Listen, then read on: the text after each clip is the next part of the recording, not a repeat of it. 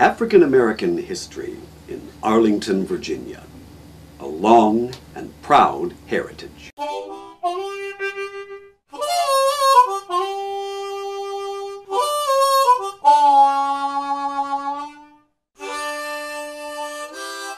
And we found some really interesting things. We have some pearlware here, and a shell button, and 2 wooden or bone buttons possibly, and a pipe stem and a clay marble. And these were all collected out of Selena's room. My name is Talmadge T. Williams, and I'm the chairman of the board for the Black Heritage Museum of Arlington. I am involved because I want to preserve the black history of Arlington. We want to tell the story that hasn't been told. When Mrs. Lee left her home at the beginning of the Civil War, she entrusted the care of the mansion and many of her personal possessions to Selena. The Arlington house is furnished to look as it would have prior to the Civil War, based on information provided by members of the Gray family. Selena and Thornton Gray and their 8 children lived in this slave quarter. From its earliest days, Arlington was home to dozens of slaves who lived and labored on the estate. The contributions of these enslaved people are a vital component of Arlington's history.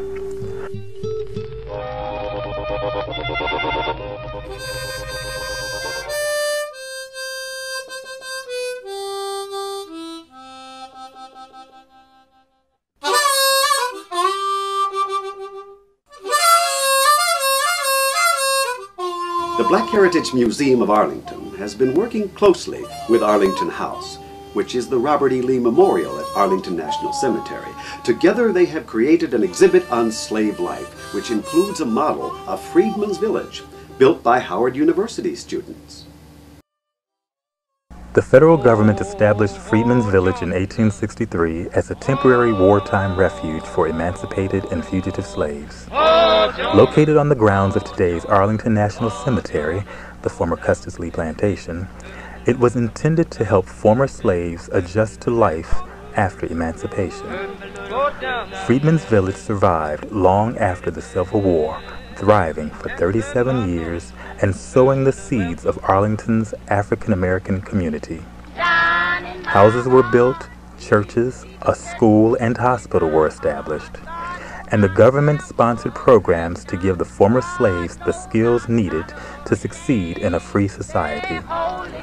It served as a model village, and many famous people came to visit and study the community, including Sojourner Truth, who lived there briefly and served as the residents' voice.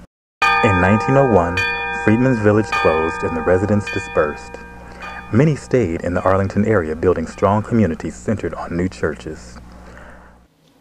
And everybody was very much into either one of those churches. And I think the churches sort of saw that you got a lot of activities that you would have missed out on. Mount Zion Baptist, Lomax AME Zion, Mount Olive Baptist, Callaway United Methodist, St. John's Baptist, Our Lady Queen of Peace Catholic, and Macedonia Baptist are all notable churches that can be visited still today. And we all loved baseball. That was the main activity out here, was to play baseball. And you'd be surprised at the big fields that were around. And they're all gone now, but they were when I grew up, yeah. Halls Hill residents created the first black volunteer fire department in the country, which later became the only all-black paid fire department in U.S. history.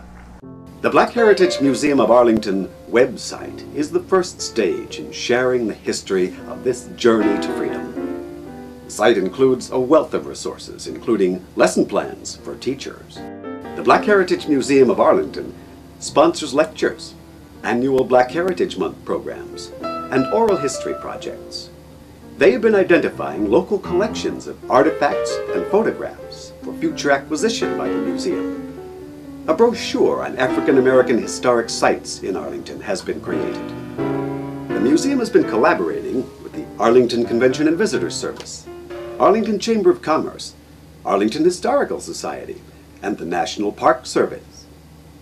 I think the black history of Arlington is very important because many of our elderly people are dying, and if we don't get that information documented and they leave us, it will be as if they never lived. When Ronnie was, when they were young, when we would go past that school, Stratford School like that, and he was getting older, and he would always say, that's the school I'm going to, that, you know, because it was the next high school. So, and I never told him, I never said, oh no, you can't, like some parents, oh boy, you can't go to that school or anything. I never told him that. But I guess even stemming from that probably got, well, he should be going to that school.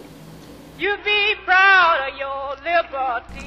On February 2nd, 1959, Stratford Junior High in Arlington was the first desegregated school in Virginia, setting the example for Virginia and much of the South. The Black Heritage Museum of Arlington needs your support as we continue our educational programs and work toward our goal of a physical museum with space for permanent and temporary exhibits. If you have an interest in preserving Arlington's Black heritage, please consider contributing to the museum today. Because I think it's always important to remember your roots and to remember where you started from and the why and how of everything.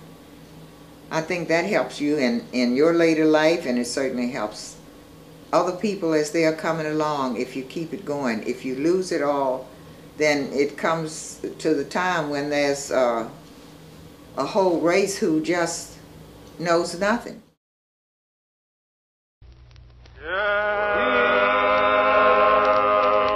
Some bad morning when the light was over, I'll fly away, like a bird from prison by the floor. I'll fly away. Benjamin Banneker was part of Andrew Ellicott's survey team that in 1791 laid out the boundary of the District of Columbia. Harry W. Cray built the first red brick townhouse in Arlington County.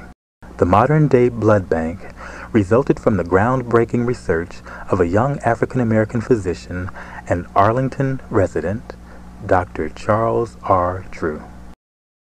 Many more famous African Americans are buried in Arlington National Cemetery.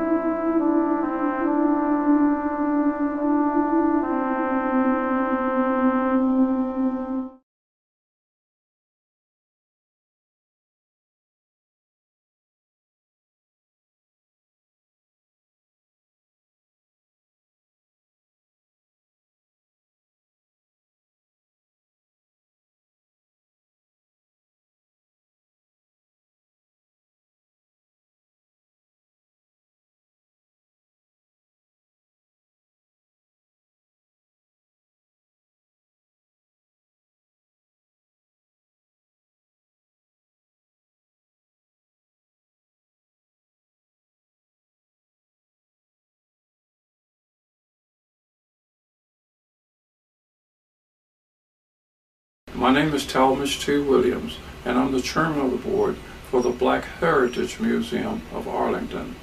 I am involved because I want to preserve the black history of Arlington. We want to tell the story that hasn't been told.